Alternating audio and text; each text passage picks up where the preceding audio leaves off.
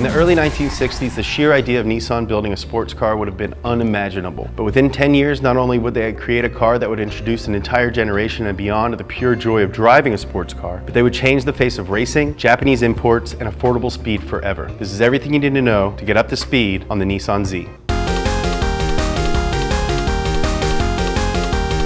In the mid to late 50s, Nissan primarily concerned itself in the American market with sedans, station wagons, and pickup trucks. And they called them Datsuns, to distance the North American cars from the parent company just in case they failed spectacularly. In 1959, however, they first attempted to bring a sports car over, the chubby little Datsun Fairlady. Now, it was named that because the president of Nissan at the time went and saw My Fair Lady on Broadway. And apparently, he fucking loved it.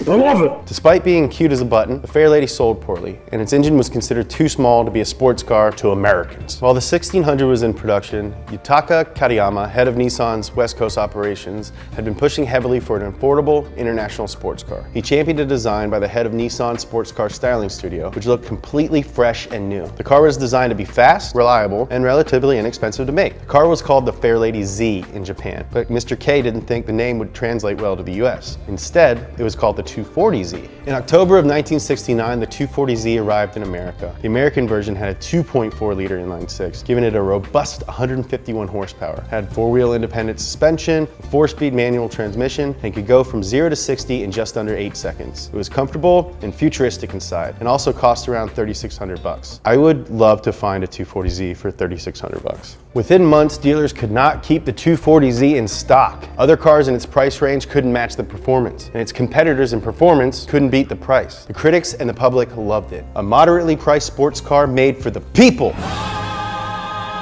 And in 1974, the Datsun 260Z arrived in the American market. The 260Z had a larger engine, 2.6 liters, but actually had a drop in horsepower because of emission standards in the 70s. It was, however, increasingly luxurious inside. It was also available in a 2+2 for the first time. The 2+2 looks like a hearse.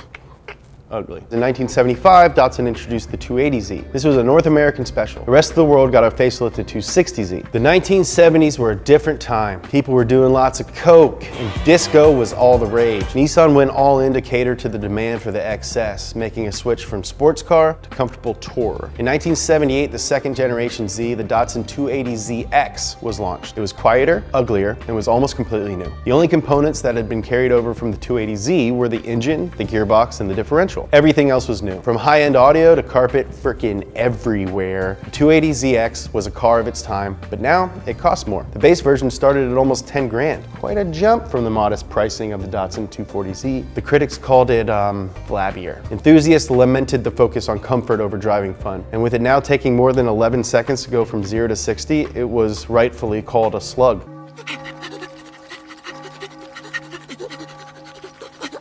In 1981, however, the sports car under the shag carpet began to emerge again. A turbocharged version was released, and that brought its horsepower back up to 180. The Z was getting her groove back, and Car and Driver called it the most sporting Z car since the original. And in 1983, the Datsun 280ZX, along with the name Datsun, was retired. From now on, it was Nissan all the way, baby. The new Z31 Nissan 300ZX first arrived at American dealerships in 1984. It was hella 80s, boxy on the outside and digital as fuck on the inside. The interior was cushy and fully embraced the plush GT feel of the 280ZX before it. However, this time it brought an engine with it. It had a new 3-liter V6 and a turbo option with 200 horsepower that went 0 to 60 in 7.3 seconds. Purists hated the fact that Nissan prioritized GT aesthetics over sportiness, but purists hate everything. Normal consumers at the time responded well to both the high performance and gorgeous interior. Nissan rebuilt the 300ZX in 1990 with a new chassis designation, the Z32. How did it do? Well, this is what Car and Driver had to say about it. Let your eyes wander over the Z's sensuous form for a moment.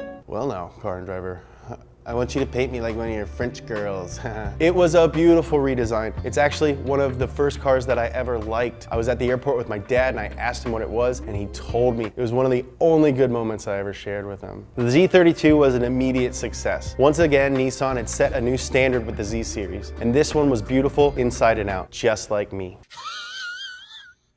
Since the Z32 300ZX was one of the first production cars completely redesigned in CAD software, they were able to cram an enormous amount under the hood. Twin Garrett turbos, dual intercoolers, and 4 valves per cylinder. The twin turbo variant had 300 horsepower and could make 0 to 60 in 5 seconds flat, baby! Not bad for an extremely heavy luxury sports car. Nissan had delivered a car that finally got the purist and the high-end consumer happy. Motor Trend named it the Import Car of the Year in 1990, and Car and Driver put it on the 10 best list every one of the 7 years it was in production in the US. Adding a convertible option in 1993 was like icing on a very fast, very beautiful cake. How fast? 1995 Bonneville speed trial record holding fast. Comparison against a Viper fast. Ineligible for Le Mans after winning in 1994 due to the massive engine fast. That's fast, but it was not to last. The 300ZX was doomed, and economics were to blame. While the Z had entered the market at around $30,000, it was now pushing $50,000 for the base. And with the yen to dollar ratio making things worse, coupled with the declining interest in sports cars, 300ZX's days were numbered. Nissan pulled the car from the North American market in 1996, and we entered a new period in America, one without a Z.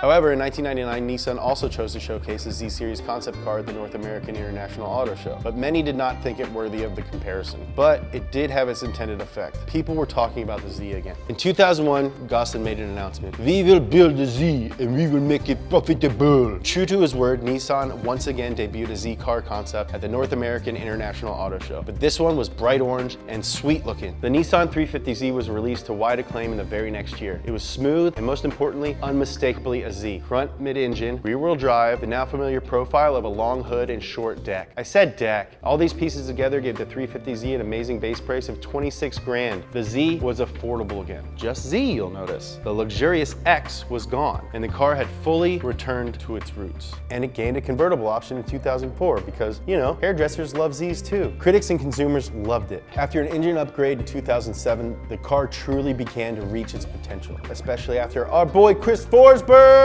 drove 1 to 3 championships in FD and a perennial favorite in SCCA by both amateurs and pros. It was so popular that NASA, the race guys, not the space guys, created a Spec Z racing class for only 350Zs in 2012. While the 350Z was good, Nissan knew they could do better. Debuting in 2008, the Nissan 370Z was almost completely redesigned from the 350. The weight was cut, the wheelbase was shortened, and the engine swapped out to the huge 3.7 liter V6 that was still affordable and looked amazing. And of course, it's a star of many Fast and Furious films. The 370Z has been in production now since 2009, and it has remained a very strong seller, albeit one that is now showing its age. Lucky for us, and all the Z-Series fans, Nissan is planning to showcase its new concept car this October at the Tokyo Auto Show. The rumors are to be believed could be around 400 horsepower.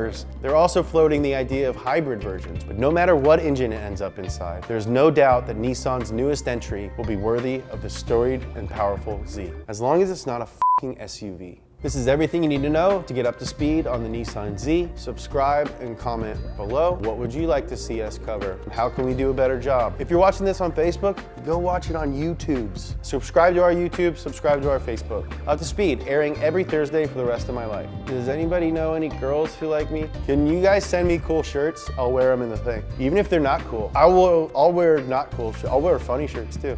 Send me stuff. Cool. Dude, that'd be sweet if I got stuff. Right?